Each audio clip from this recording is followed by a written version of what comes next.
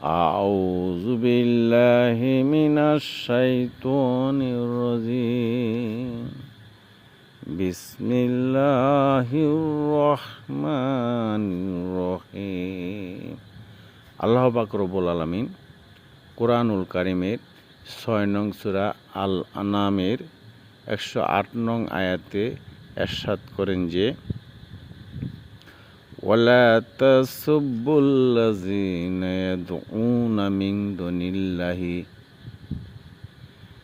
তোমরা তাদেরকে গালমন্দ করবে না যারা আল্লাহকে ছেড়ে অন্য কিছুর ইবাদত করে। ফায়াসুবুল্লাহা আদুম বিগয়রি ইলমি, অজ্ঞতাবশত ওরা আল্লাহকে গালি দিয়ে বসবে।